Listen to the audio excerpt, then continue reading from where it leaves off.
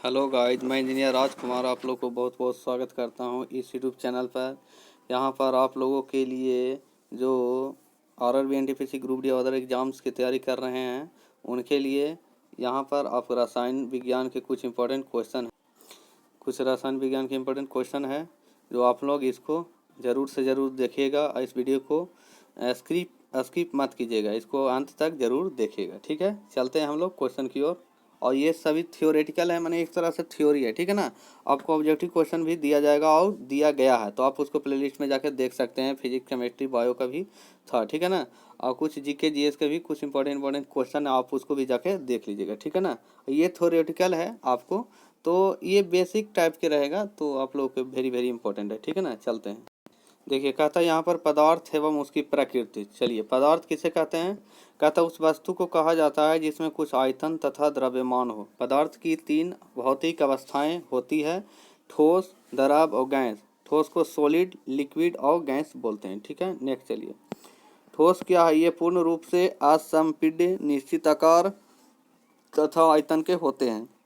इसमें प्रबल अंतराण्विक आकर्षण होता है जिसके कारण उनके अणु आपस में बंधे होते हैं, जैसे लोहे का सामान, लकड़ी, बर्फ इत्यादि। ठीक है।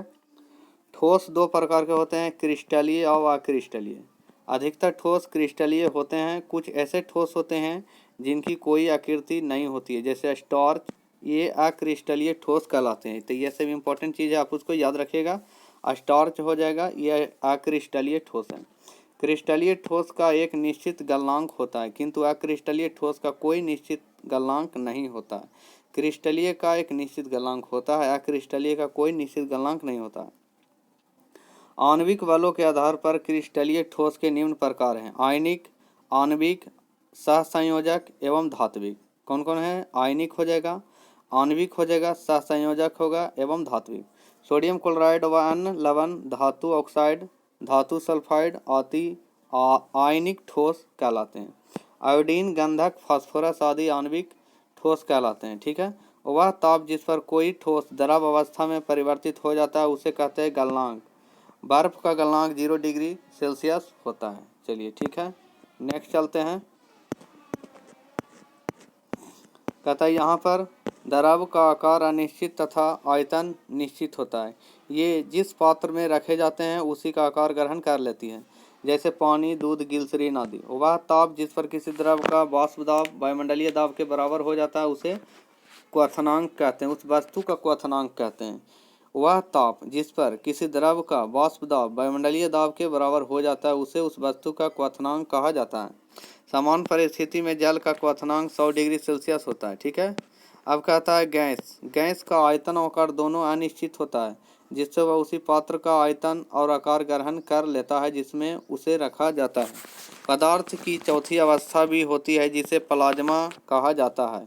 यह द्रव या पदार्थ की वह अवस्था होती है जिसमें गैस के अत्यधिक ऊर्जा वाले अत्यधिक उत्तेजित कण आयनिक अवस्था में होते हैं। जिसमें गैस के अत्यधिक ऊर्जा वाले अत्यधिक उत्तेजित कण आयनिक अवस्था में होते हैं।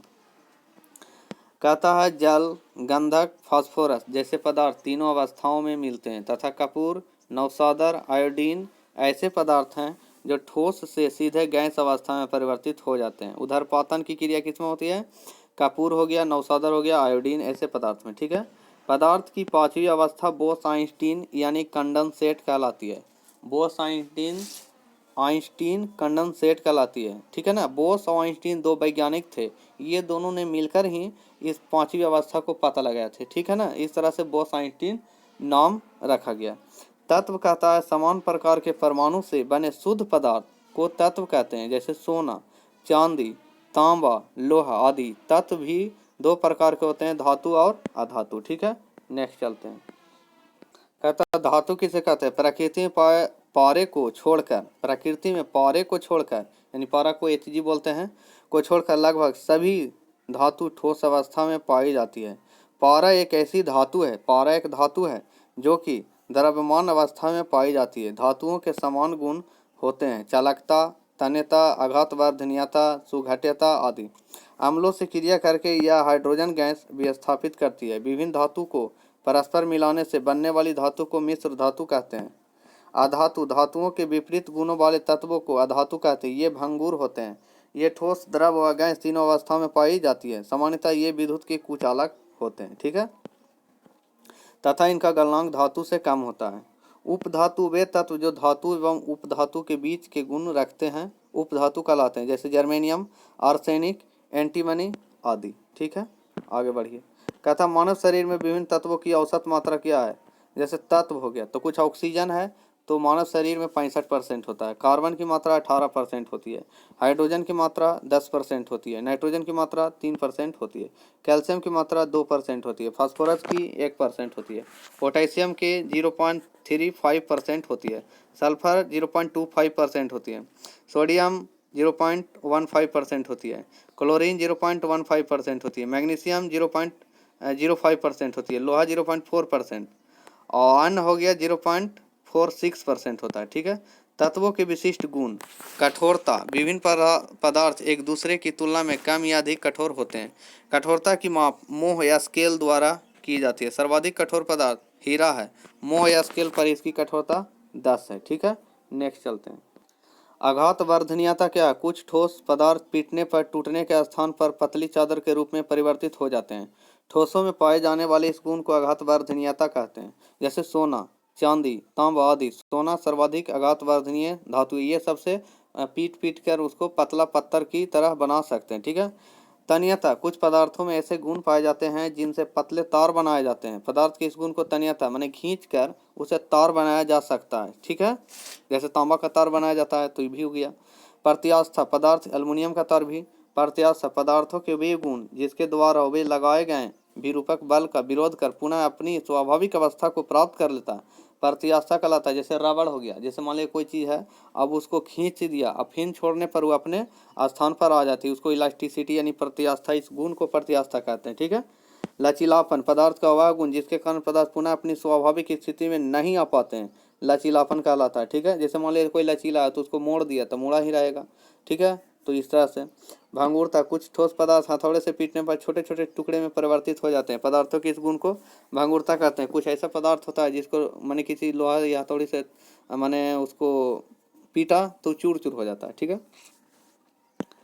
यौगिक तत्व आपस में, यौगिक किसे कहते हैं, तत्व आपस में निश्चित अनुपात में मिलकर यौगिक का निर्माण करते हैं। दूसरे शब्दों में कहा जाए तो भिन्न भिन्न प्रकार के परमाणु के एक निश्चित अनुपात में संयोजन से बने शुद्ध पदार्थ को यौगिक कहते हैं। जैसे पानी, हाइड्रोजन और ऑक्सीजन के अनुपात हो जाएगा। पानी में क्या क्या रहता है, हाइड्रोजन और ऑक्सीजन रहता है, तो ये दोनों का अनुपात 2:1 के अनुपात में मिलने से बनता है। यौगिक दो प्रकार के होते हैं। ठीक है, कार्बनिक यौगिक कार्बन हाइड्रोजन के व्युत्पन्न इस श्रेणी में आते हैं। ठीक है, कार्बनिक यौगिक में कार्बन हाइड्रोजन के व्युत्पन्न इस श्रेणी में आते हैं। अकार्बनिक में हाइड्रोकार्बन को छोड़कर शेष सभी यौगिक जिसके अंतर्गत आते हैं। अकार्बनिक में हाइड्रोकार्बन का एलिमेंट, जैसे हाइड्रोजन और कार्बन से कोई भी एलिमेंट नहीं आवेगा, अकार्बनिक में हो जाएगा। और कार्बनिक में हाइड्रोजन और कार्बन के ही एलिमेंट बने होते हैं, तो कार्बनिक यौगिक हो गया। ठीक है, मिश्रण एवं मिश्र धातु, दो या दो से अधिक यौगिकों या तत्वों को अनिश्चित अनुपात में, निश्चित नहीं अनिश्चित अनुपात में या किसी भी अनुपात में मिलाने पर प्राप्त द्रव को मिश्रण कहते हैं। यह दो प्रकार के होते हैं। पहला हो गया समांगी मिश्रण, इसमें प्रत्येक भाग के गुण तथा धर्म एक समान होते हैं। ठीक है, जैसे नमक का जलीय विलयन। विसमांगी मिश्रण हेट्रोजीनियस बोलते हैं। ठीक है, समांगी को होमोजीनियस और विसमांगी को हेट्रोजीनियस, कभी कभी अंग्रेजी में भी क्वेश्चन पूछता है। तो इसमें प्रत्येक भाग के गुण तथा धर्म एवं संगठन भिन्न भिन्न होते हैं। विसमांगी में भिन्न भिन्न होता है। ठीक है ना, जैसे बारूद। ठीक है, नेक्स्ट चलते हैं। मिश्र धातु, दो या दो से अधिक तत्वों को एक साथ द्रवित अवस्था में मिलाकर पुनः ठोस में परिवर्तित कर लेने पर प्राप्त उत्पाद को मिश्र धातु कहते हैं। इसमें धातु के सभी गुण सन्निहित होते हैं, यानी सभी गुण रहते हैं। मिश्रणों को अलग करना, मिश्रण को कैसे अलग करते हैं, सेपरेशन ऑफ मिक्सचर, क्रिस्टल यानी क्रिस्टलाइजेशन करके। इस विधि में अशुद्ध ठोस या मिश्रण को उचित विलायक के साथ घोलकर छान लेते हैं। छानने के पश्चात ठोस पदार्थ अलग हो जाते हैं। आसवन विधि, डिस्टिलेशन, जब मिश्रण में उपस्थित द्रवों के क्वथनांक में अधिक अंतर होता है, द्रव के जो क्वथनांक होता है उसका में अंतर होता है, तो इसके मिश्रण को आसवन विधि से पृथक करते हैं। आसवन से कम क्वथनांक वाला तत्व पहले वाष्पित होने लगता है, इससे संघनित करके अलग कर लिया जाता है। आसवन दो प्रकार के होते हैं। पहला प्रभाजी आसवन यानी फ्रैक्शनल डिस्टिलेशन, इस विधि द्वारा उन द्रव्यों को अलग करते हैं जिनके क्वथनांक में बहुत कम अंतर होता है। भूगर्भ से निकाले गए खनिज तेल, पेट्रोल, डीजल, मिट्टी का तेल आदि इस विधि से अलग किए जाते हैं। भाप पासवान स्टीम डिस्टिलेशन के द्वारा कहता है, देखो इसको में क्या है, तत्वों के नाम, तत्व के नाम है अंग्रेजी में, हिंदी में संकेत और परमाणु संख्या। तो कहता हाइड्रोजन का होता है, हाइड्रोजन इसको संकेत H है, परमाणु संख्या 1। हीलियम का हीलियम का हो गया He और परमाणु संख्या 2। लिथियम का Li, परमाणु संख्या 3। कार्बन का C, परमाणु संख्या 6। नाइट्रोजन का N, परमाणु संख्या 7। ऑक्सीजन का O, परमाणु संख्या 8। सोडियम का Na, परमाणु संख्या 11। मैग्नीशियम का Mg, परमाणु संख्या 12। एल्युमिनियम के Al, परमाणु संख्या 13। फास्फोरस का P, परमाणु संख्या 15। क्लोरीन का Cl, परमाणु संख्या 17। पोटेशियम का K, परमाणु संख्या 19। कैल्शियम का Ca, परमाणु संख्या 20। ठीक है, नेक्स्ट कहता है भाप आसवन। भाप आसवन के बारे में जानिए। भाप को, इसको देखिए, भाप के आसवन के द्वारा ऐसे कार्बनिक पदार्थों का शुद्धिकरण किया जाता है जो जल में अघुलनशील परंतु भाप के साथ वाष्पशील होते हैं। माने जल में नहीं घुलता है लेकिन भाप के साथ वाष्पशील होते हैं। ठीक है, तो उसे बोलते हैं स्टीम डिस्टिलेशन, यानी भाप आसवन के द्वारा किया जाता है। उदरपातन ठोस पदार्थों को गर्म करने पर सामान्यतः वे द्रव अवस्था में और ऊष्मा देने पर वाष्प अवस्था में परिवर्तित हो जाते हैं, परंतु कुछ पदार्थ जैसे कपूर तथा नवसादर गर्म करने पर ठोस अवस्था में आए बिना सीधे गैस में परिवर्तित हो जाते हैं। ऐसे पदार्थ को उदरपात तथा इस क्रिया को उदरपातन कहते हैं, यानी ठोस से डायरेक्ट गैस में बदल जाना। ठीक है ना, तो उदरपातन कहलाता है। उदरपातन की क्रिया दो ऐसे ठोस मिश्रणों को पृथक करते हैं जिसमें एक ठोस उदरपात होता है, दूसरा नहीं। इसे गर्म करने पर उदरपात ठोस सीधे वाष्प में परिवर्तित हो जाता है। इसको ठंडा करके दोनों को पृथक कर लेते हैं। ठीक है, ठंडा करने के बाद दोनों को पृथक कर सकते हैं। वर्ण लेखक क्रोमैटोग्राफी। यदि किसी मिश्रण के विभिन्न घटकों की अधिशोषण क्षमता भिन्न भिन्न होती है तथा वे किसी अधिशोषक पदार्थ में विभिन्न दूरियों पर अवशोषित होते हैं तो वे अलग हो जाते हैं, जैसे हरी सब्जी से रंगीन द्रव्यों को अलग होना। ठीक है, नेक्स्ट चलते हैं। चलिए, मैग्नीज का होता है Mn 25, 25 होता है परमाणु संख्या। लोहा का Fe 26 होता है। कॉपर Cu 29 होता है। जस्ता Zn 30 होता है। चांदी सिल्वर Ag 47 होता है। और टीन का स्टैनम होता है Sn 50 होता है। ठीक है ना, देखिए यहाँ पर लैटिन नेम है। लोहा का यानी आयरन का लैटिन नेम फेरम से लिखा जाता है। ठीक है, कॉपर का क्यूप्रम से होता है और इस तरह से। ठीक है, नेक्स्ट चलते हैं। परमाणु संरचना क्या है। परमाणु का केंद्रीय भाग ठोस, भारी, धनावेशित होता है जो प्रोटॉन तथा न्यूट्रॉन का बना होता है। इसे नाभिक कहते हैं। नाभिक में प्रोटॉन न्यूट्रॉन का बना होता है, मैंने नाभिक में प्रोटॉन और न्यूट्रॉन होता है। ठीक है ना, नाभिक के चारों ओर ऋणावेशित इलेक्ट्रॉन एक निश्चित कक्षा में चक्कर लगाते हैं। प्रोटॉन और इलेक्ट्रॉन पर समान तथा विपरीत आवेश होता है। ठीक है, डाल्टन ने सर्वप्रथम कई पदार्थों की रचना का अध्ययन किया, निष्कर्ष निकाला कि सभी पदार्थ अति सूक्ष्म कणों से मिलकर बने जिन्हें पुनः विभक्त नहीं किया जा सकता। डाल्टन ने इन्हें परमाणु कहा। ठीक है, परमाणु किसी रासायनिक तत्व का वह सबसे छोटा भाग जिसमें उस तत्व की समस्त विशिष्टताएं सुरक्षित है, परमाणु कहलाता है। परमाणु का एक रासायनिक अस्तित्व होता है, अर्थात वह विभाज्य नहीं है। प्रत्येक परमाणु इलेक्ट्रॉन, प्रोटॉन तथा न्यूट्रॉन से मिलकर बना होता है। अणु किसी यौगिक का वह सूक्ष्मतम विभाज्य कण है, विभाज्य कण। ठीक है ना, जिसमें यौगिक की समस्त विशेषताएं सुरक्षित होती है। अणु का निर्माण परमाणु से ही होता है, यानी सबसे छोटा कण परमाणु होता है, उसके बाद और उससे बड़ा कण अणु होता है। ठीक है ना, अणु में यौगिक का समस्त विशेषता सुरक्षित रहता है। ठीक है, याद रखिएगा। कहता है एक परमाणु में जितने प्रोटॉन होते हैं उतने ही इलेक्ट्रॉन भी होते हैं, अर्थात परमाणु आवेश रहित होता है, न्यूट्रल होता है। परमाणु रासायनिक तत्वों की सूक्ष्मतम इकाई होती है, लेकिन उनका सामान्यतः स्वतंत्र अस्तित्व नहीं हो सकता। ठीक है, किसी तत्व के दो या दो से अधिक परमाणु मिलकर एक पृथक और स्वतंत्र अस्तित्व का निर्माण करते हैं। ठीक है, इसे अणु कहा जाता है। उदाहरण जैसे ऑक्सीजन O2 के रूप में होता है, अर्थात ऑक्सीजन के दो परमाणु मिलकर ऑक्सीजन के अणु का निर्माण करते हैं। तो ओ दो गो हो गया तो दोनों परमाणु हो गया, लेकिन जब दोनों मिल जाएगा तो अणु का निर्माण करता है। ओजोन O3 अणु में ऑक्सीजन के 3 परमाणु हैं, तो यहाँ 3 ऑक्सीजन मिलेगा तब एक अणु का निर्माण करता है O3 का। ठीक है, यदि परमाणु पर इलेक्ट्रॉन की संख्या में वृद्धि हो जाए तो परमाणु ऋण आवेशित हो जाती है, इसे ऋणायन कहते हैं। जब ऋणायन होगा तो क्या हो जाएगा, इस पर लिखा हो जाएगा, जैसे मान लिया कोई भी है तो सोडियम है, तो सोडियम पर प्लस है तो ये धनायन हो गया, और Cl पर माइनस है तो ये ऋणायन हो गया। तो सोडियम पर प्लस का मतलब ये है जो त्याग कर रहा है, सोडियम प्लस त्याग रहा है, इलेक्ट्रॉन को त्याग रहा है, ठीक है ना।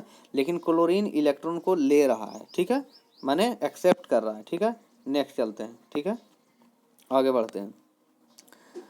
कहता है जब परमाणु से इलेक्ट्रॉन का ह्रास हो जाता है तो परमाणु धनावेशित हो जाता है और इसे धनायन कहते हैं।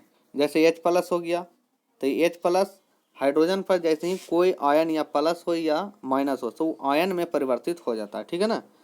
परमाणु संख्या वह मूलभूत संख्या जो उस परमाणु के नाभिक से प्राप्त प्रोटॉन की संख्या को बतलाती है, परमाणु संख्या कहलाती है। यह संख्या इलेक्ट्रॉन की संख्या के भी बराबर होती है, यानी प्रोटॉन की संख्या बराबर परमाणु संख्या।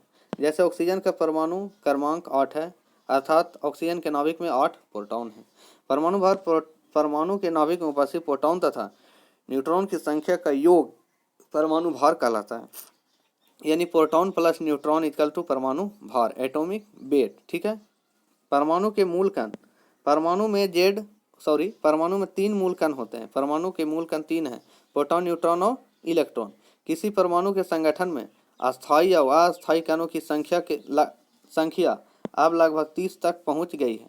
इनमें से अधिकतर प्रोटॉन, न्यूट्रॉन तथा इलेक्ट्रॉन के विघटन से उत्पन्न होते हैं और अधिकतर अस्थायी कण ही हैं, जिनमें से कुछ कण द्रव्यमान कण तथा कुछ ऊर्जा कण के रूप में होते हैं।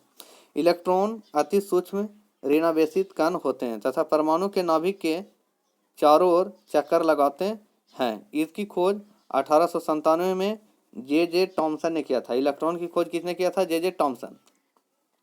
इलेक्ट्रॉन पर 1.6 गुने 10 के पावर -19 कूलम का आवेश होता है। इसका द्रव्यमान 9.1 गुने 10 के पावर -31 kg होता है। यह एक अस्थायी मूल कण है, ठीक है। नेक्स्ट चलते हैं। इस पर एक इकाई ऋण आवेश होता है। इलेक्ट्रॉन कण तथा तरंग दोनों अवस्था में पाया जाता है, ठीक है। इसकी खोज 1919 में रदरफोर्ड ने की थी। प्रोटॉन की खोज 1919 में रदरफोर्ड नामक वैज्ञानिक ने किया। प्रोटॉन परमाणु के नाभिक में पाया जाने वाला एक धन आवेशित कण होता है जिस पर आवेश 1.6 गुने 10 के पावर -19 कूलम होता है। प्रोटॉन का द्रव्यमान इलेक्ट्रॉन के द्रव्यमान से अधिक होता है, ठीक है। नेक्स्ट चलिए। न्यूट्रॉन की खोज 1932 में जेम्स चैडविक ने किया था। यह नाभिक में पाए जाने वाला उदासीन कण है, अर्थात इस पर कोई विद्युत आवेश नहीं होता है। एक न्यूट्रॉन का द्रव्यमान एक प्रोटॉन के द्रव्यमान के बराबर होता है। समस्थानिक, किसी रासायनिक तत्व के 2 या उससे अधिक रूपों जिसमें परमाणु क्रमांक एक समान तथा परमाणु भार भिन्न भिन्न होता है, अर्थात परमाणु के नाभिक में प्रोटॉन की संख्या समान, न्यूट्रॉन की संख्या भिन्न होती है, तो क्या कहलाता है? समस्थानिक कहलाता है, ठीक है। समभारिक यानी समान भार और उसमें समान परमाणु संख्या, ठीक है। समभारिक में विभिन्न तत्वों के उन परमाणु को समभारिक कहते हैं जिनका परमाणु भार समान होता है। परमाणु क्रमांक भिन्न भिन्न, अर्थात उनमें प्रोटॉन और इलेक्ट्रॉन की संख्या भिन्न भिन्न हो। उदाहरण आर्गन, पोटेशियम तथा कैल्शियम तीनों समभारिक हैं। इन तीनों का परमाणु भार 40 है, जबकि परमाणु क्रमांक 18, 19, 20 होता है, ठीक है। नेक्स्ट चलते हैं। देखिए यहाँ पर कुछ खोज है, अब खोज करता है। परमाणु सिद्धांत का खोज डाल्टन ने किया था। परमाणु संरचना का खोज बोर और रदरफोर्ड ने किया था। Electron J Thomson, proton Rutherford, neutron Chadwick, plastic Alexander, परमाणु संख्या Moseley, radioactivity Henri Becquerel, radium Madame Curie, uranium Klaproth, पाश्चुरीकरण लुई पाश्चर, ठीक। किण्वन लुई पाश्चर हो गया। विद्युत बैटरी वोल्टा हो गया। Antibiotics Alexander Fleming. डाल्टन का परमाणुवाद क्या है? कहता है भारतीय ऋषि कनाद 800 ईस्वी ने सर्वप्रथम यह सिद्धांत दिया जिसे यूनानी दार्शनिकों लूसियस तथा डेमोक्राइटिस ने आगे बढ़ाया और 1808 में जॉन डाल्टन ने प्रयोगों द्वारा इसकी पुष्टि की। डाल्टन का परमाणुवाद निम्नवत है। पहला है, प्रत्येक पदार्थ अत्यंत सूक्ष्म कणों से मिलकर बना होता है जिन्हें परमाणु कहते हैं। परमाणु अविभाज्य होता है, ठीक है। सेकंड देखिए, परमाणु न तो उत्पन्न किया जा सकता है और न ही नष्ट किया जा सकता है। तीसरा हो गया, एक ही तत्व के सभी परमाणु आकार, द्रव्यमान और रासायनिक गुणों में समान होते हैं किंतु दूसरे तत्व के परमाणु से भिन्न होते हैं, ठीक है। चौथा हो गया, रासायनिक परिवर्तनों में परमाणु अपनी निजी सत्ता बनाए रखते हैं, ठीक है। 5 हो गया, किसी भी यौगिक के समस्त परमाणु अणु आपस में समान होते हैं और तत्व का संयोजन भार ही परमाणु का संयोजन भार होता है। परमाणु मॉडल। थॉमसन का मॉडल।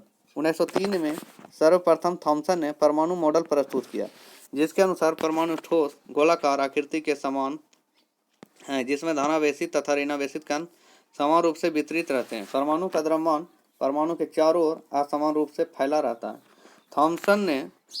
थॉमसन के परमाणु मॉडल ने परमाणु की विद्युत उदासीनता को तो स्पष्ट कर दिया, परंतु अल्फा कण ने रदरफोर्ड ने प्रयोग को स्पष्ट नहीं कर सका।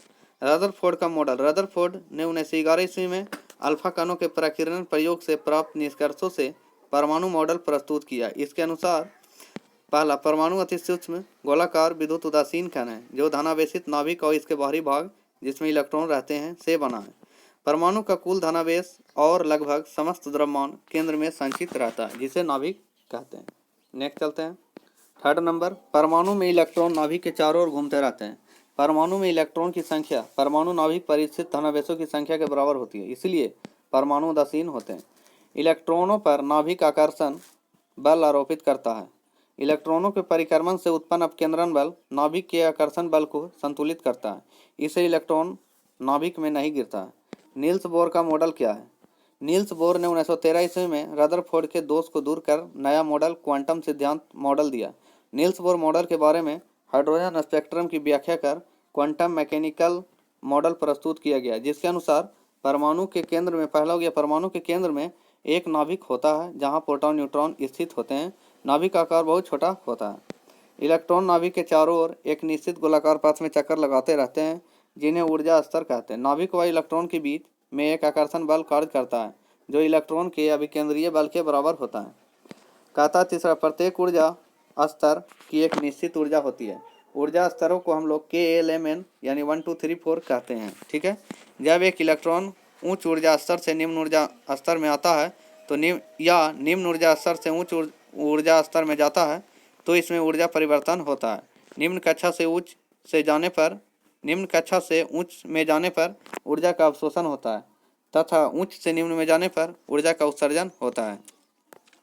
इलेक्ट्रॉन नाभिक के चारों ओर केवल उन्हीं कक्षा में घूम सकता है जिनमें उसका कोणीय संवेग mvr बराबर NH/2π का सरल गुणक होता है। ठीक है। नेक्स्ट चलते हैं।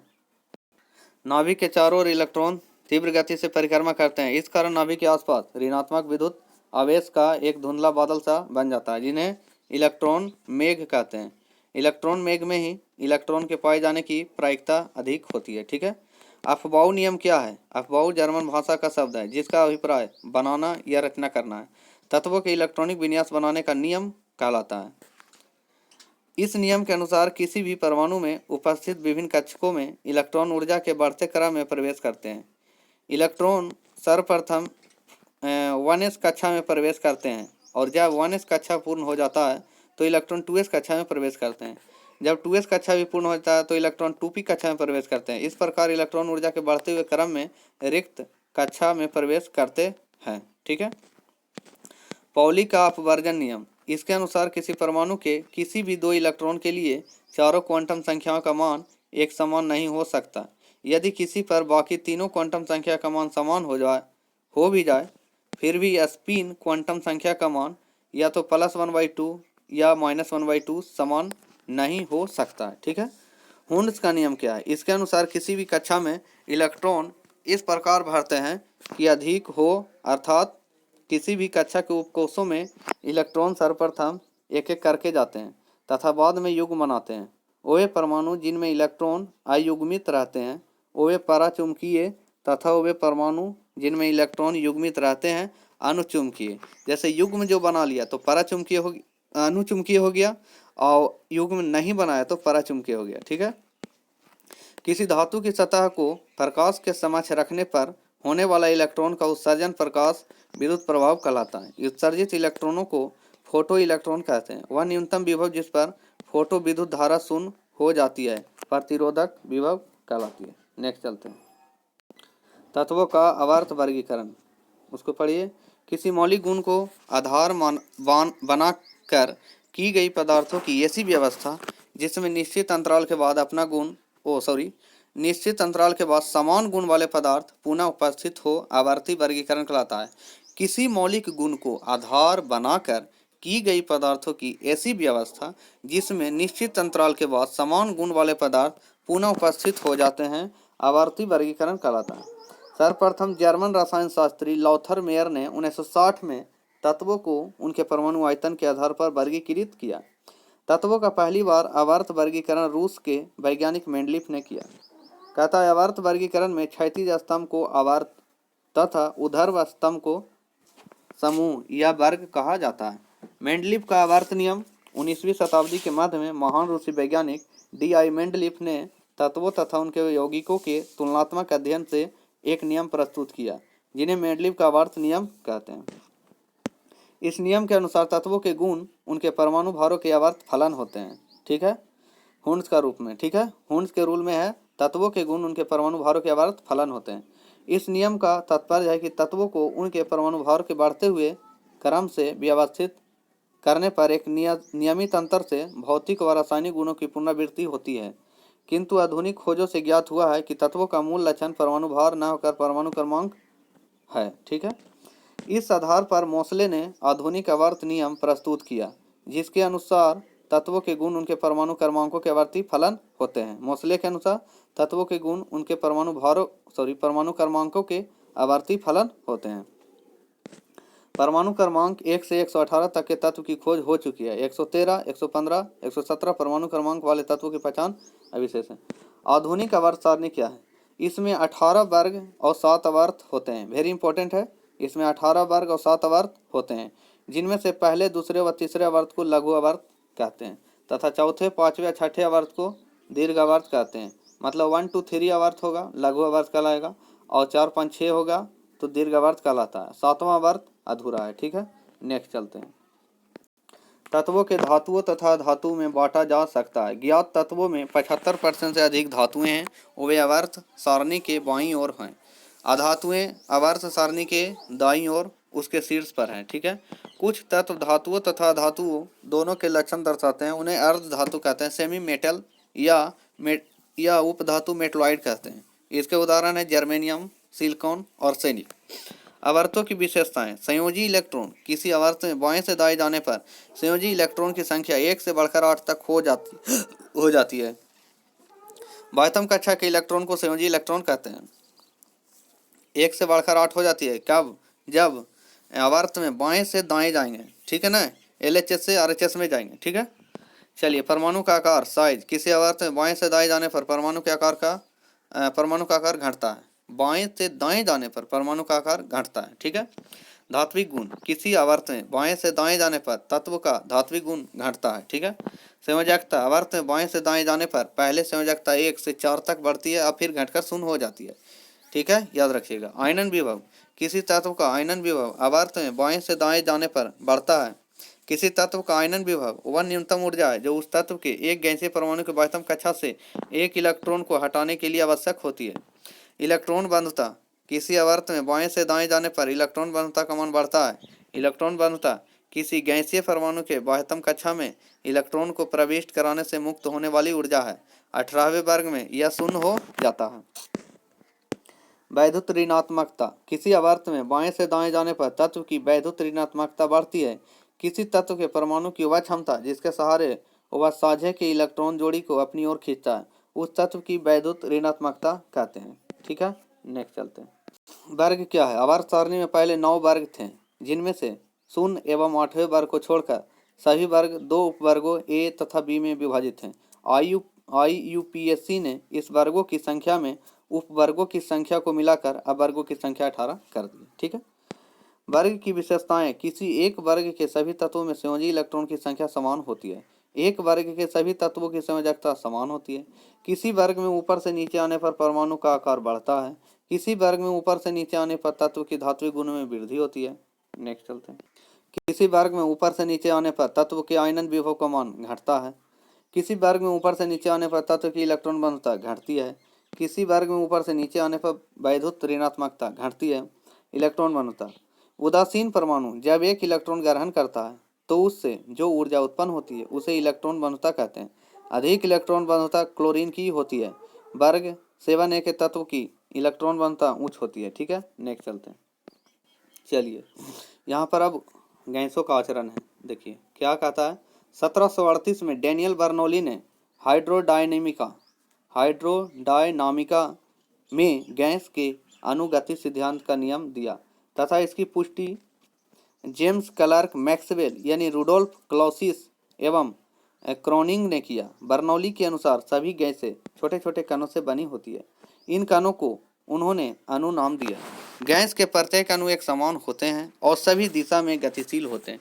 गैसों के बीच अंतर आणविक बल नहीं होता है, माने गैसों के बीच अंतर आणविक बल नहीं होता है। गैसों की अणु औसत गति ऊर्जा उनके परम ताप के समानुपाती होता है। ठीक है, गैस के अणु यदि बर्तन की दीवारों से टकराते हैं तो इनके कारण गैस दाब उत्पन्न होता है। गैस की गति को 3 प्रकार से विभक्त करते हैं। पहला, औसत गति। गैसों की सभी अणु की गति के अंकगणितीय औसत को औसत गति कहते हैं। मूल गति अणुओं की गति की औसत वर्गमूल को अणुओं की गति की औसत वर्गमूल को मूल मध्य वर्ग गति कहते हैं। अति संभाव्य गति। किसी ताप पर सबसे अधिक अणुओं द्वारा धारित गति को अति संभाव्य गति कहते हैं। बॉयल का नियम। 1662 में बॉयल ने बताया कि स्थिर ताप पर गैस की निश्चित मात्रा का आयतन उसके दाब के व्युत्क्रमानुपाती होता है। अर्थात बॉयल के अनुसार स्थिर ताप पर गैस का दाब बढ़ता है और आयतन घटता है और दाब के घटने से आयतन बढ़ता है। जिस ताप पर गैसों का अणु गति करना बंद कर दे उस ताप को परम शून्य ताप कहते हैं। परम शून्य ताप का मान -273.15 डिग्री सेल्सियस होता है। ग्राहम बेल का गैसीय विसरण नियम। निश्चित ताप एवं दाब पर गैसों के विसरण की अपेक्षिक गतियाँ उसके घनत्व या अनुभार के वर्गमूल के व्युत्क्रमानुपाती होता है। 1833 में ग्राहम बेल ने बताया कि सामान्य ताप और दाब पर विभिन्न गैसों के 1 ग्राम अणु का आयतन 22.4 लीटर होता है तथा इस 22.4 लीटर में 6.022 × 10⁻23 अणु होते हैं। ठीक है, -273 डिग्री पर सभी गैसें आयतन घेरती है। चार्ल्स के नियम के अनुसार -273 डिग्री परम शून्य ताप पर गैस का आयतन शून्य हो जाना चाहिए, परंतु सभी वास्तविक गैसें इस ताप तक पहुंचने से पहले ही द्रवित हो जाती है। गैसों का विसरण घनत्व में अंतर रहते हुए पृथ्वी के गुरुत्वाकर्षण बल के विरुद्ध गैसों की आपस में मिलने जुलने की स्वाभाविक प्रक्रिया विसरण कहलाती है। चार्ल्स का नियम क्या है? 1787 में चार्ल्स डार्विन ने बताया कि स्थिर दाब पर किसी गैस के निश्चित मात्रा का आयतन उसके परम ताप के समानुपाती होता है। एवोगार्डो का नियम। एवोगार्डो ने बताया कि समान ताप एवं दाब पर सभी गैसों में समान आयतन में अणुओं की संख्या समान होती है। यह परिकल्पना सन 1811 में इटली के रसायन शास्त्री एवोगार्डो द्वारा बर्जीलियस की परिकल्पना को संशोधन करके दिया गया। कहता है गैल-लुसेक लॉ। गैल-लुसेक लॉ क्या है? कहता है गैल-लुसेक ने गैसीय आयतन संबंधी नियम दिया, अर्थात गैसों के आयतन के पारस्परिक अनुपात संबंधी रासायनिक संयोग का नियम गैल-लुसेक ने दिया। गैल-लुसेक के अनुसार स्थिर आयतन का किसी निश्चित मात्रा वाली गैस का दाब उनके आयतन के समानुपाती होता है।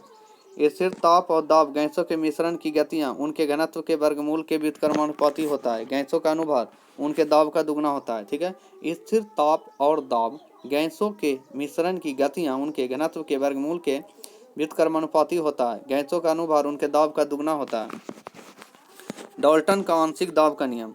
गैसों के आंशिक दाब का नियम 1801 में डाल्टन ने दिया। इस नियम के अनुसार परस्पर क्रिया न करने वाली गैसों का कुल दाब उन गैसों के आंशिक दाबों के योग के बराबर होता है। यह नियम आदर्श गैसों पर लागू होता है। गैस का अनुभार उनकी वाष्प घनत्व का दुगना होता है। चलिए नेक्स्ट चलते हैं। रासायनिक बंधन एवं रासायनिक अभिक्रिया देख ले हैं।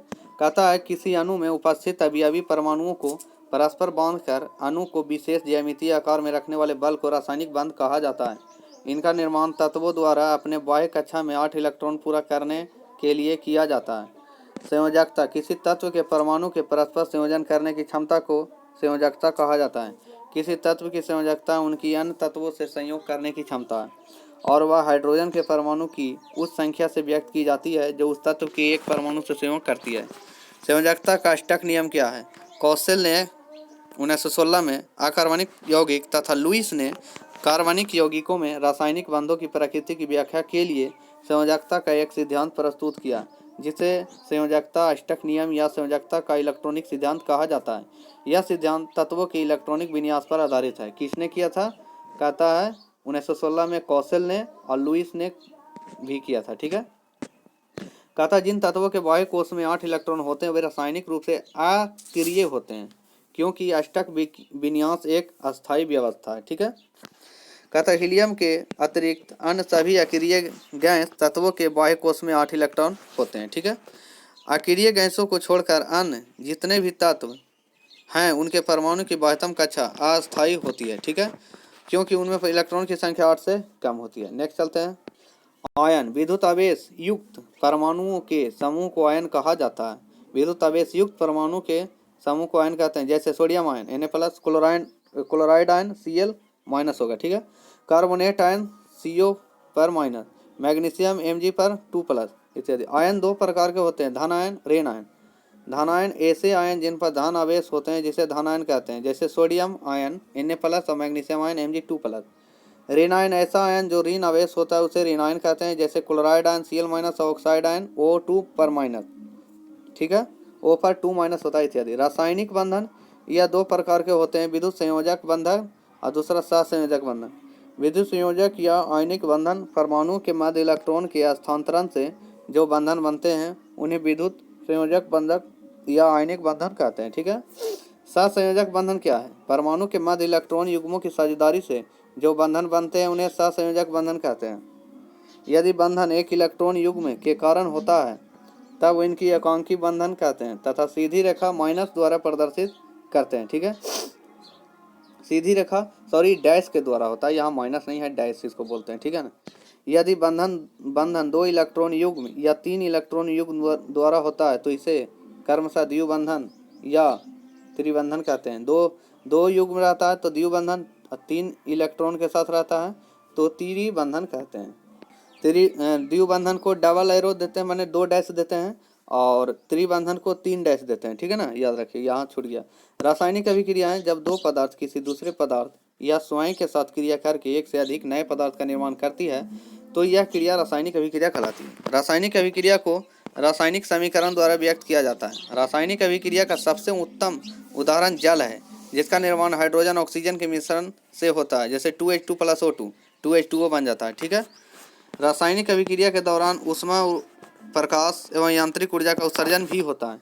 रासायनिक अभिक्रिया में पुराने अवंध टूटते हैं तथा नए अवंध बनते हैं तथा रासायनिक अभिक्रियाएं प्राय ऊर्जा परिवर्तन के साथ होती है।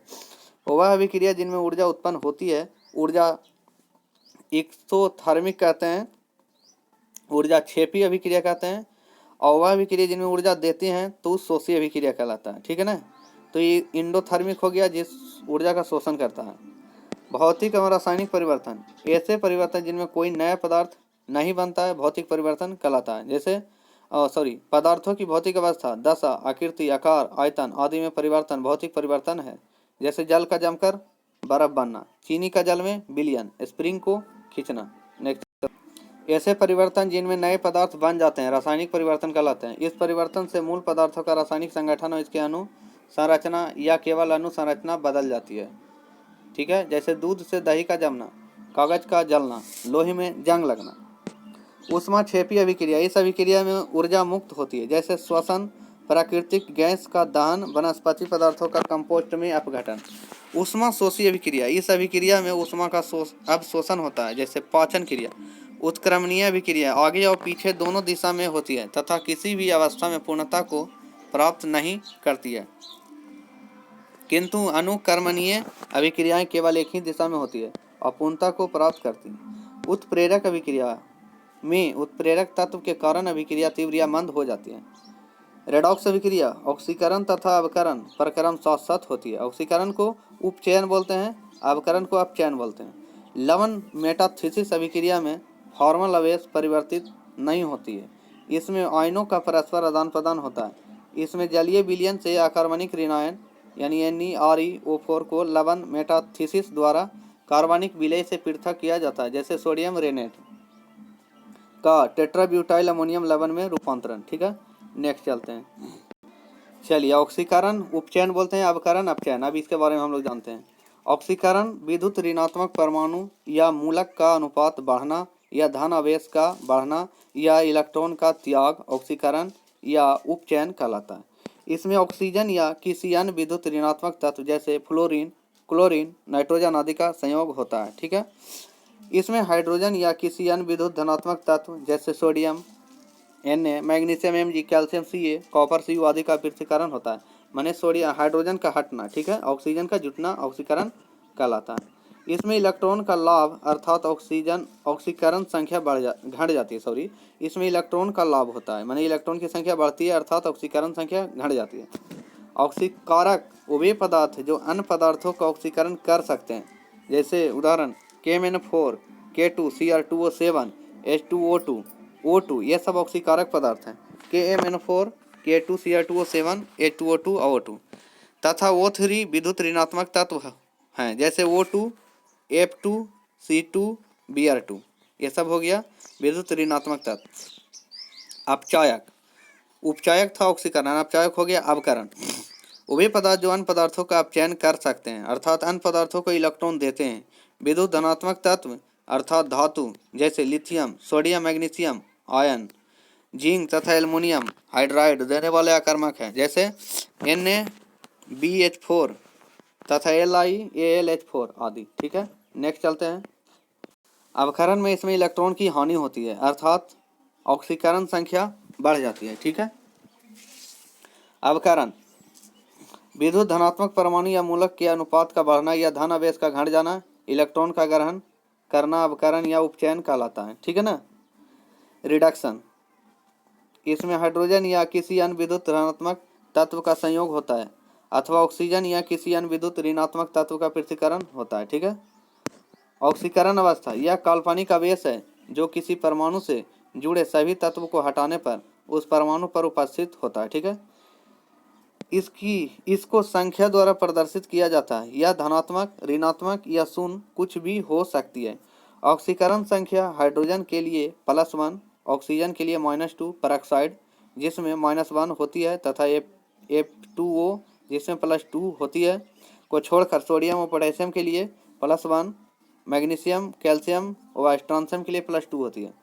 फ्लोरीन के लिए यह सदैव -1 होती है। उदासीन अणु के लिए यह 0 होती है। ठीक है। नेक्स्ट चलते हैं। यहाँ पर देखिएगा अपचायक वे पदार्थ हैं जो अन्य पदार्थों का अपचयन कर सकते हैं अर्थात अन्य पदार्थों को इलेक्ट्रॉन देते हैं। उदाहरण जैसे विद्युत धनात्मक तत्व अर्थात धातु जैसे lithium, sodium, magnesium ion, zinc तथा एल्युमिनियम हाइड्राइड देने वाले अभिकर्मक जैसे NaBH4 तथा LiAlH4 आदि। ठीक है। इसमें इलेक्ट्रॉन की हानि होती है अर्थात ऑक्सीकरण संख्या बढ़ जाती है। ठीक है। नेक्स्ट अम्ल, अम्ल वे यौगिक पदार्थ होते हैं जो स्वाद में खट्टे होते हैं तथा जिनका जलीय घोल नीले लिटमस को लाल कर देता है। इसका pH मान 7 से कम होता है। ठीक है। कहता स्वांते आरेनियस के अनुसार अम्ल वह पदार्थ है जो जल के साथ मिश्रित होने के उपरांत हाइड्रोजन H+ आयन देता है। अम्ल है जो H+ आयन देता है। कहता है ब्रॉन्स्टेड एवं लॉरी के अनुसार अम्ल वह यौगिक है जिनमें इलेक्ट्रॉन की एक निर्जन जोड़ी स्वीकार करने की प्रवृत्ति होती है। अम्ल कुछ धातुओं के साथ अभिक्रित होकर हाइड्रोजन प्रदान करते हैं तथा कार्बोनेटों के साथ अभिक्रिया कर कार्बन डाइऑक्साइड प्रदान करते हैं। क्षारकों को उदासीन कर देना अम्लों का सर्वोपरि गुण है। ठीक है। नेक्स्ट चलते हैं। अम्ल 2 प्रकार के होते हैं, ऑक्सी अम्ल एवं हाइड्रा अम्ल। जिन अम्लों में हाइड्रोजन एवं ऑक्सीजन दोनों ही उपस्थित होते हैं वे अम्ल ऑक्सी अम्ल कहलाते हैं। ऑक्सी अम्ल के उदाहरण है नाइट्रस अम्ल HNO2, सल्फ्यूरिक अम्ल H2SO4, नाइट्रिक अम्ल HNO3 तथा फास्फोरिक अम्ल H3PO4। ऐसे अम्ल जिनमें हाइड्रोजन उपस्थित रहता है लेकिन ऑक्सीजन अनुपस्थित होता है वे हाइड्रा अम्ल कहलाते हैं। जिनमें ऑक्सीजन नहीं होता, सिर्फ हाइड्रोजन होता है। ठीक है। हाइड्रा अम्ल के उदाहरण है हाइड्रोक्लोरिक अम्ल HCl, हाइड्रोआयोडिक अम्ल HI, हाइड्रोब्रोमिक अम्ल HBr, हाइड्रोसाइनिक अम्ल HCN आदि। विविध अम्ल उनके स्रोत एवं उपयोग। ऑक्जेलिक अम्ल सारेल के वृक्ष से उपयोग फोटोग्राफी में, कपड़ों की छपाई और रंगाई में, चमड़े के विरंजक के रूप में। बेंजोइक अम्ल घास, पत्ते व मूत्र में, दवा व खाद्य पदार्थ के रूप में। साइट्रिक अम्ल खट्टे फलों में, धातु को साफ करने में, खाद्य पदार्थों व दवाओं के बनाने में, कपड़ा उद्योग में। सल्फ्यूरिक अम्ल हरा कशिश, पेट्रोलियम शोधन में, विस्फोटक बनाने में, रंग व औषधिय बनाने में, संचायक बैटरियों में। नाइट्रिक अम्ल फिटकरी व सीरा में, औषधियाँ उर्वरक बनाने में, फोटोग्राफी में, विस्फोटक पदार्थ में, अम्लराज बनाने में। एसिटिक अम्ल फलों के रसों में, सुगंधित तेलों में, विलायक के रूप में, एसीटोन बनाने में व खट्टे खाद्य पदार्थों बनाने में। फॉर्मिक अम्ल लाल चींटी में या बर्रे व बिच्छू में, जीवाणुनाशक के रूप में फलों के संरक्षित व रबड़ के स्कंदन में, चमड़ा व्यवसाय में। नेक्स्ट चलते हैं। क्षार, इसी को बेस बोलते हैं। ऐसा यौगिक जो अम्ल से प्रतिक्रिया कर लवण एवं जल प्रदान करता है, क्षार कहलाता है।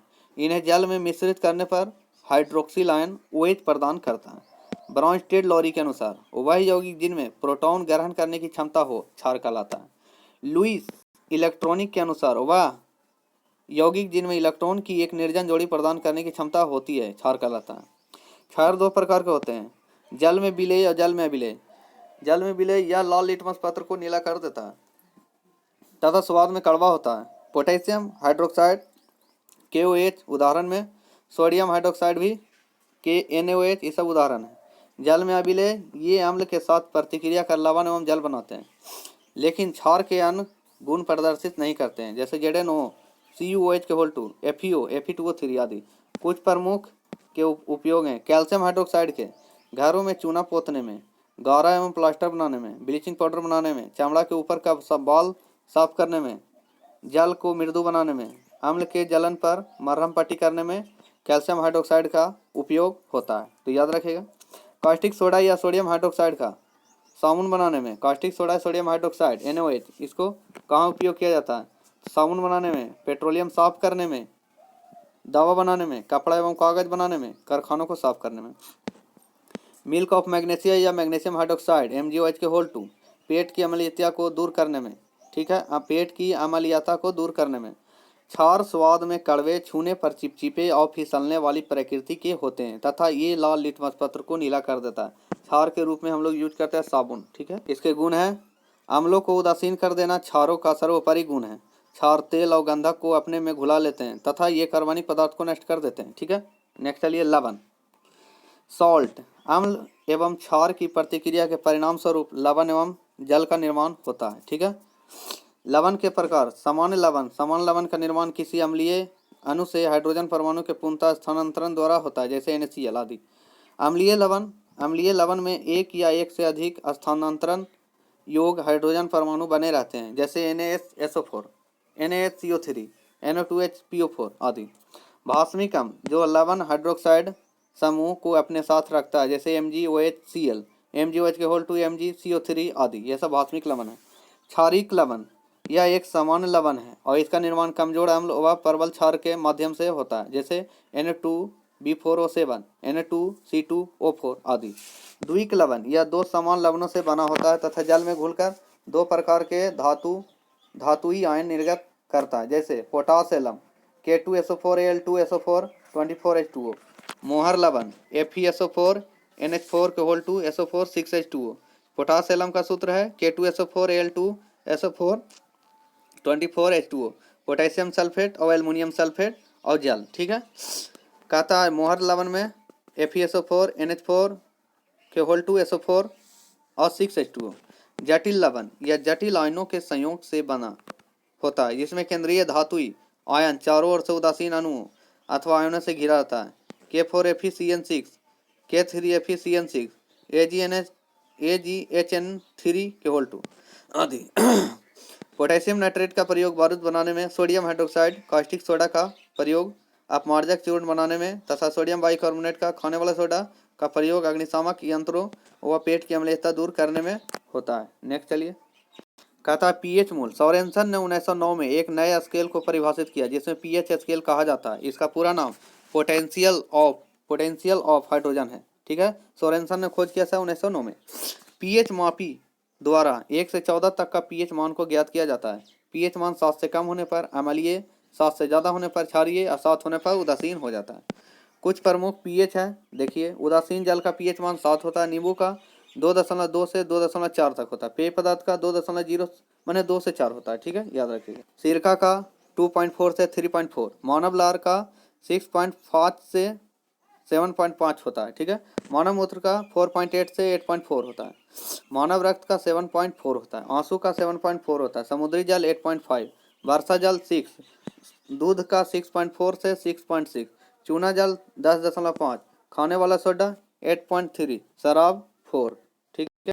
कार्बन एवं उसके यौगिक। कार्बन एक अधातु है, इसकी परमाणु संख्या 6 है। इसे आधुनिक आवर्त सारणी के वर्ग 4a में रखा गया है। इसे C संकेत द्वारा सूचित किया जाता है। इसका परमाणु भार 12 है। इसे कार्बन 612 से लिखते हैं। अब देखो इसको लिखने का मतलब है 6 हो गया परमाणु संख्या, 12 हो गया परमाणु द्रव्यमान, ठीक है ना, द्वारा दर्शाया जाता है। कार्बन एक अक्रिय तत्व है जो मुक्तावस्था एवं संयुक्त दोनों में पाया जाता है।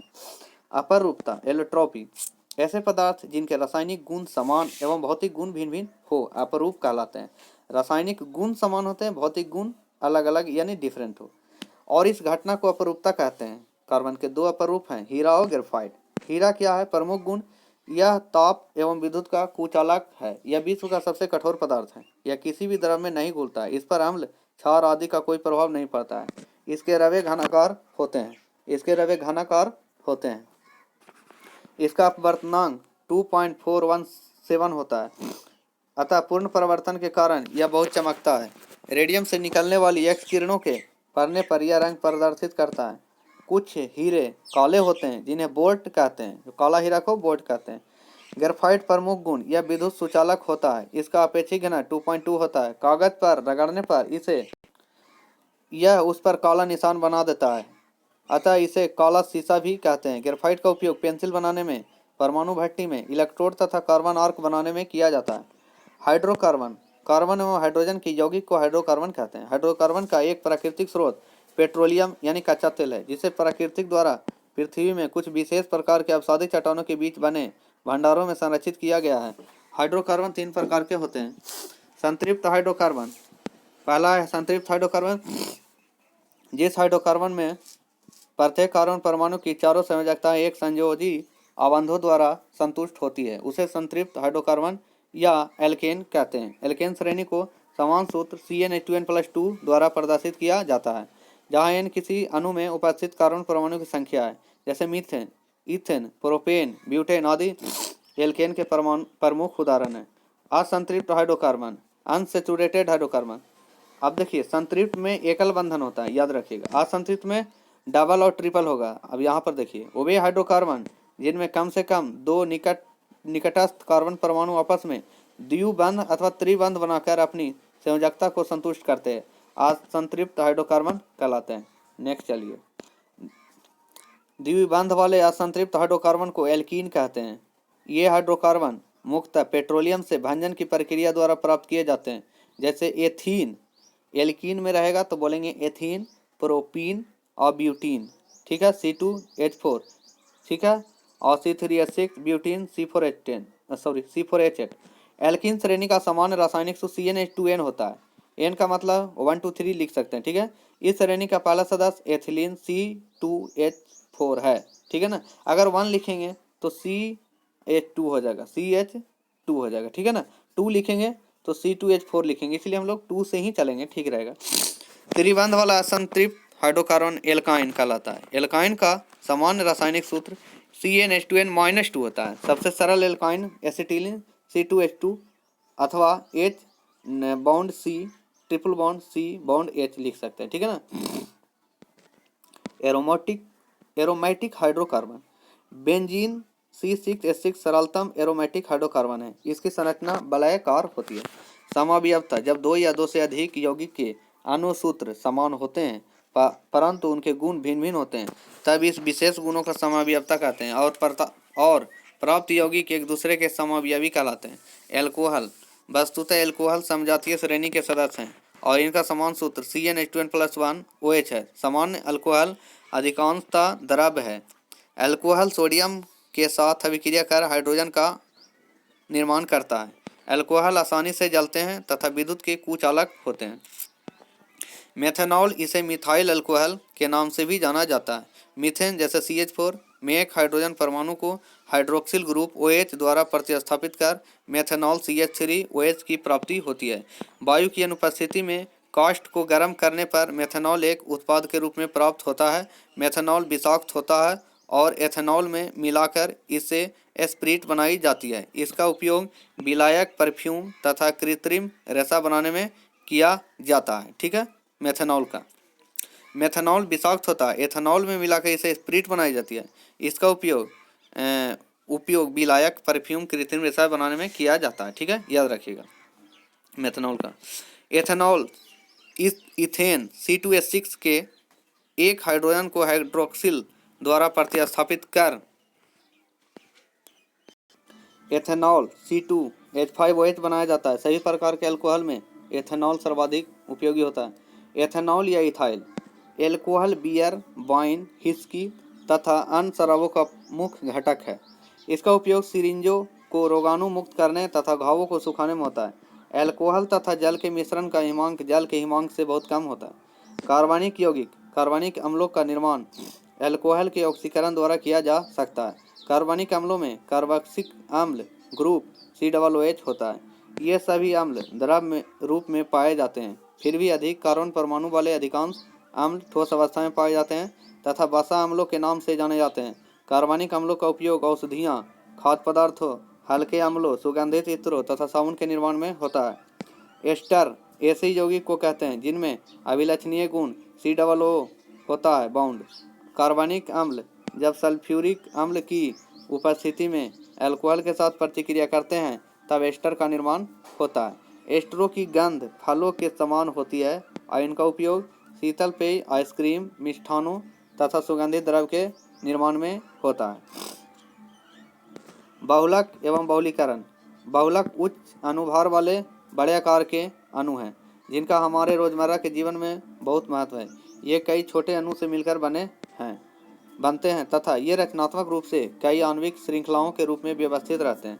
जब एक ही यौगिक के दो अथवा दो से अधिक अणु आपस में संयोग कर एक बड़ा अणु बनाते हैं उसे बहुलक कहते हैं तथा यह क्रिया बहुलीकरण कहलाती है। कुछ इंपॉर्टेंट चीज़ है बहुलक एवं उनके उपयोग। पॉलीथीन का उपयोग क्या होता है? विद्युत रोधक, पैकिंग, घरेलू तथा प्रयोगशाला में। पॉलीस्टाइरीन विद्युतक रोधक, पैकिंग पदार्थ, खिलौने तथा घरेलू वस्तुएं। Polyvinyl chloride raincoat, bag, vinyl, फर्श, चमड़े के कपड़े। पॉलीविनाइल को PVS बोलते हैं, ठीक है। टेफ्लॉन विद्युत रोधक, खाने के बर्तन।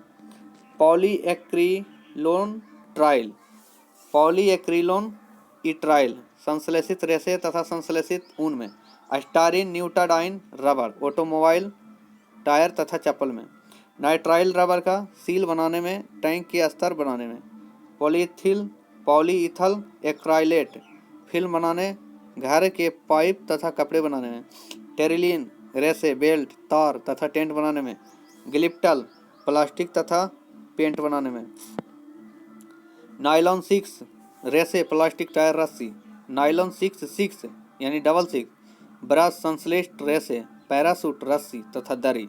बेकेलाइट गियर सुरक्षा पर तथा विद्युत उपकरण बनाने में। मैलामाइन या फॉर्मल्डिहाइड रेसिन का उपयोग प्लास्टिक के बर्तन बनाने में।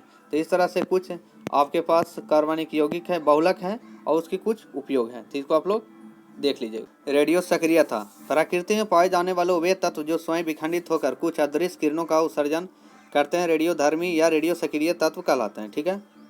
जैसे अल्फा, बीटा, गामा का उत्सर्जन करते हैं। सर्वप्रथम रेडियो सक्रियता का पता फ्रांसीसी वैज्ञानिक हेनरी बैकुरल ने 1896 में लगाया। बैकुरल ने प्रयोग करते हुए पाया कि यूरेनियम के निकट काले कागज में लिपटी फोटोग्राफी प्लेट काली पड़ गई। इससे उन्होंने निष्कर्ष निकाला कि यूरेनियम से एक्स किरणें जैसी अदृश्य किरणें निकलती है जिस पर ताप एवं दाब का प्रभाव नहीं पड़ता। इन्हीं के नाम पर प्रारंभ में इन किरणों को बैकुरल किरणें कहा जाने लगा।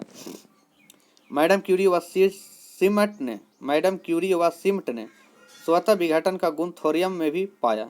मैडम क्यूरी व पीरे क्यूरी ने पीच ब्लेंड से यूरेनियम से 30 लाख गुने अधिक रेडियो एक्टिव तत्व रेडियम की खोज की।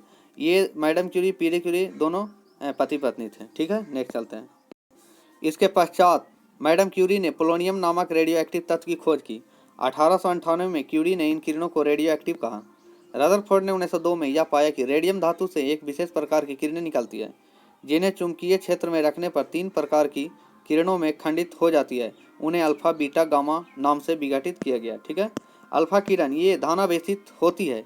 इन पर 2 इकाई धन आवेश होता है। ये हीलियम नाभिक की तरह होता है जैसे He2+ होता है, ठीक है। इनका द्रव्यमान हाइड्रोजन परमाणु द्रव्यमान से 4 गुना होता है। ये विद्युत चुंबकीय क्षेत्र में ऋणावेशित प्लेट की ओर मुड़ जाती है। इनका वेग 2.3 × 10⁹ सेंटीमीटर/सेकेंड होता है, यानी प्रकाश के वेग का 1/10 होता है, ठीक है। नेक्स्ट चलते हैं। द्रव्यमान अधिक होने के कारण गतिज ऊर्जा अधिक होती है। इनकी भेदन क्षमता गामा एवं बीटा किरणें की अपेक्षा कम होती है। माने अल्फा किरण का भेदन क्षमता गामा बीटा से कम होती है। वन में मोटी एल्युमिनियम चादर को भेद नहीं पाती है। फोटोग्राफी प्लेट को अत्यधिक प्रभावित करती है। अल्फा किरणें कुछ पदार्थों से टकराकर स्फुरदीप्त उत्पन्न करती है। गैसों को आयनीकृत करने की प्रबल क्षमता होती है। ये बीटा किरणों की अपेक्षा 100 गुना व गामा किरणों की तुलना में ये 10,000 गुना आयनन क्षमता रखती है। बीटा से 100 गुना, गामा से 10,000 गुना। बीटा किरण के बारे में जानिए। ये तीव्र वेग से चलने वाली इलेक्ट्रॉन पुंज होती है। इन पर ऋणावेश होता है। फोटोग्राफी प्लेट पर अल्फा किरणों की अपेक्षा अधिक प्रभाव डालती है।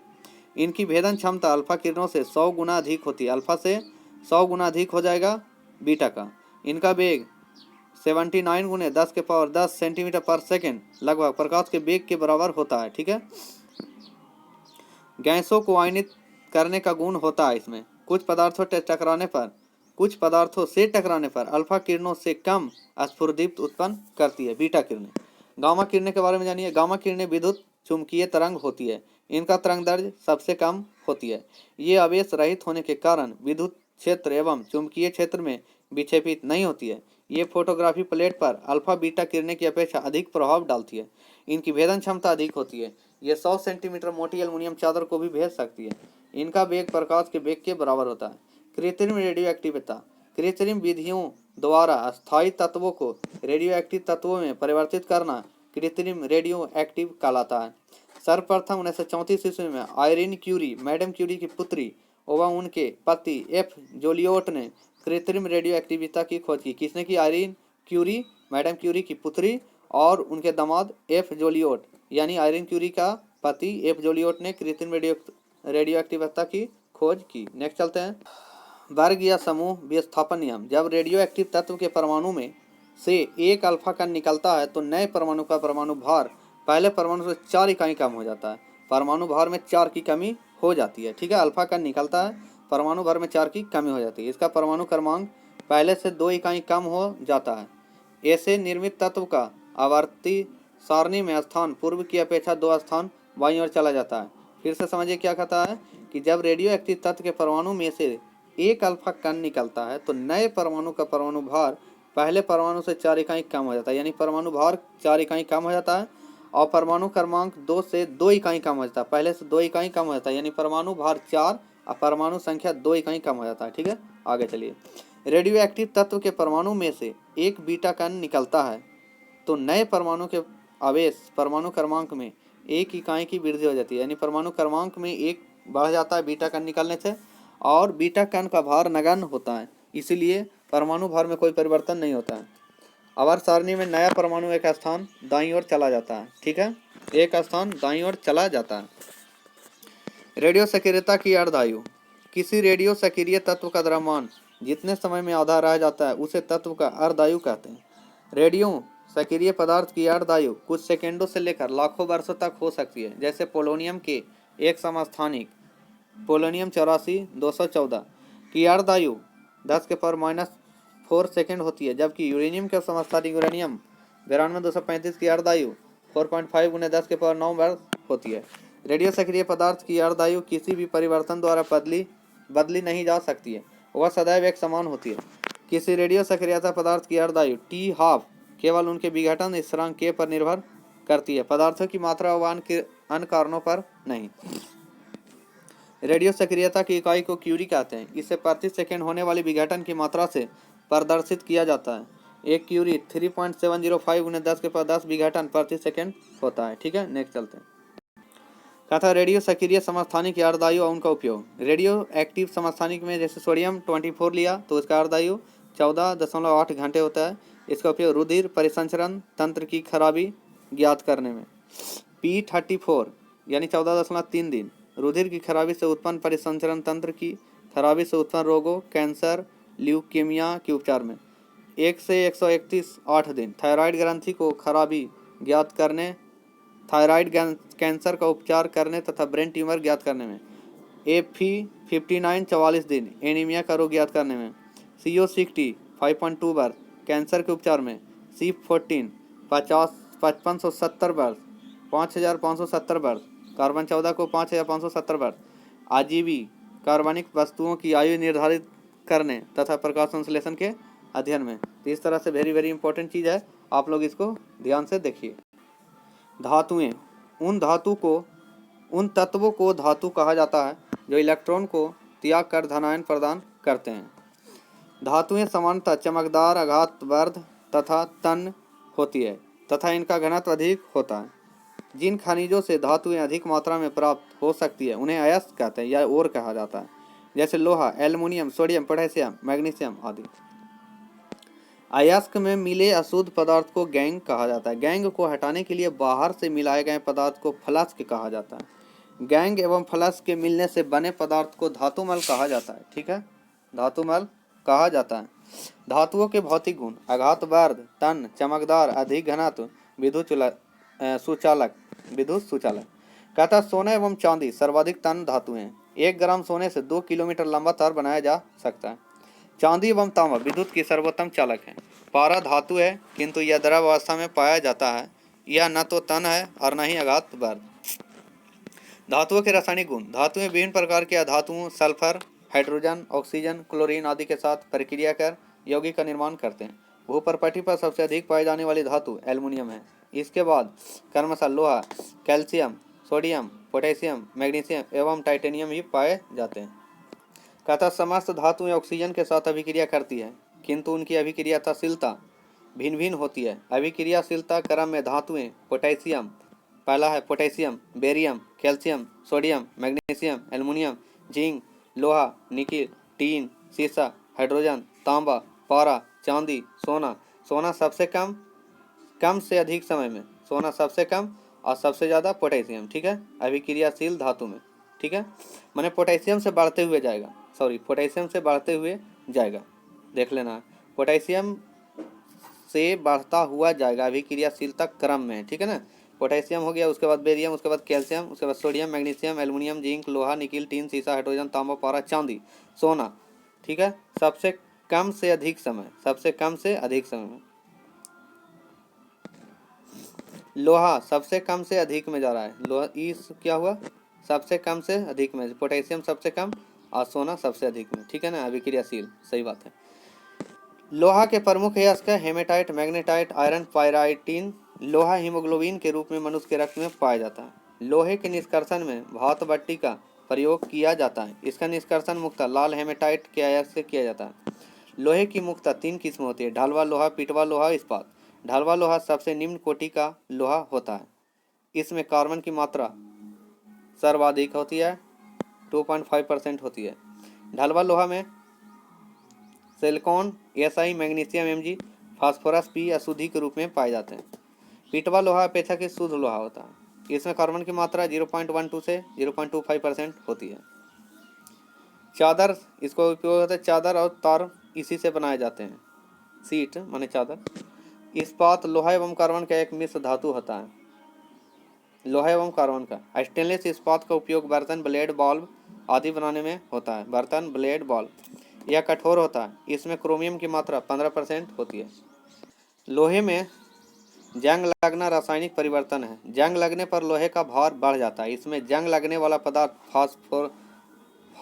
फोर्सोफोरिक ऑक्साइड होता है। जंग लगने वाला पदार्थ फोर्सोफोरिक ऑक्साइड होता है। प्रकृति में चांदी मुक्त एवं स्वतंत्र दोनों अवस्था में पाया जाता है। चांदी धातु का निष्कर्षण मुख्यतः आर्जेंटाइट अयस्क से किया जाता है।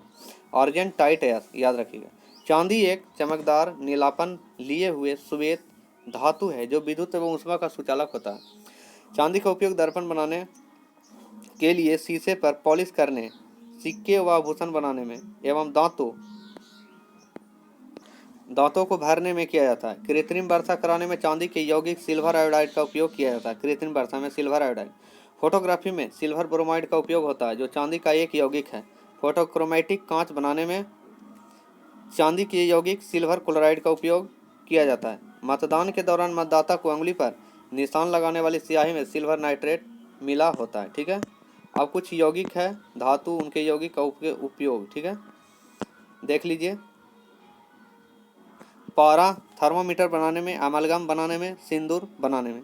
मर्क्यूरी क्लोराइड कीटनाशक के रूप में, कैलोमल बनाने में। सोडियम बाइकार्बोनेट बेकरी उद्योग में अग्निशामक यंत्र में प्रतिकारक के रूप में। मैग्नीशियम का धातु मिश्रण बनाने में, फ्लैश बल्ब बनाने में। मैग्नीशियम कार्बोनेट का दवा बनाने में, दंत मंजन बनाने में, जिप्सम सॉल्ट बनाने में। मैग्नीशियम हाइड्रोक्साइड का चीनी उद्योग में, मोलिसिस से चीनी तैयार करने में। ठीक है। कहता अनाद्र मैग्नीशियम क्लोराइड रुई की सजावट में। कैल्शियम का पेट्रोलियम से सल्फर हटाने में, अपकारक के रूप में। कैल्शियम ऑक्साइड ब्लीचिंग पाउडर बनाने में, गारे के रूप में। कैल्शियम कार्बोनेट टूथपेस्ट बनाने में, कार्बन डाइऑक्साइड बनाने में, चूना बनाने में। जिप्सम प्लास्टर ऑफ पेरिस बनाने में, अमोनियम सल्फेट बनाने में और सीमेंट उद्योग में। ठीक है। प्लास्टर ऑफ पेरिस मूर्ति बनाने में, शल्य चिकित्सा में पट्टी बांधने में। ब्लीचिंग पाउडर कीटाणुनाशक के रूप में, कागज तथा कपड़ों के विरंजन में। कॉपर बिजली का तार बनाने में, पित्तल बनाने में। भारी जल न्यूक्लियर प्रतिक्रियाओं में, ड्यूट्रेटेड यौगिक के निर्माण में। न्यूक्लियर प्रतिक्रियाओं में ड्यूट्रेटेड यौगिक के निर्माण में भारी जल का। हाइड्रोक्लोरिक अम्ल क्लोरीन बनाने में, अम्लराज बनाने में, रंग बनाने में, क्लोराइड लवण के निर्माण में। सल्फ्यूरिक अम्ल स्टोरेज बैटरी में, प्रयोगशाला में प्रतिकार के रूप में, रंग उत्पादन में, पेट्रोलियम के शुद्धिकरण में। अमोनियम हो गया आइस फैक्ट्री में प्रतिकारक के रूप में, रेयॉन बनाने में। नाइट्रस ऑक्साइड शल्य चिकित्सा में। प्रोड्यूसर गैस भट्टी गर्म करने में, सस्ते ईंधन के रूप में, धातु निष्कर्षण में। वाटर गैस वेल्डिंग के कार्य में, निष्क्रिय वातावरण तैयार करने में। फिटकिरी जल को शुद्ध करने में, औषधि निर्माण में, चमड़े के उद्योग में, कपड़ों की रंगाई में। जिंक हो गया बैटरी बनाने में, हाइड्रोजन बनाने में। जिंक ऑक्साइड मलहम बनाने में और पोर्सेलिन में चमक लाने में। जिंक सल्फाइड श्वेत पिगमेंट के रूप में। फेरस ऑक्साइड हरा कांच बनाने में, फेरस लवणों के निर्माण में। यहाँ पर देखिए जिंक ऑक्साइड मलहम बनाने में और पोर्सेलेनिन में चमक लाने में। ठीक है। फेरिक ऑक्साइड जेवरात पॉलिश करने में, फेरिक लवणों के निर्माण में। कॉपर सल्फेट या नीला थोथा कीटाणुनाशक के रूप में, विद्युत सेलों में कॉपर के शुद्धिकरण में, रंग बनाने में। क्यूप्रिक ऑक्साइड पेट्रोलियम के शुद्धिकरण में, ब्लू तथा ग्रीन कांच के निर्माण में।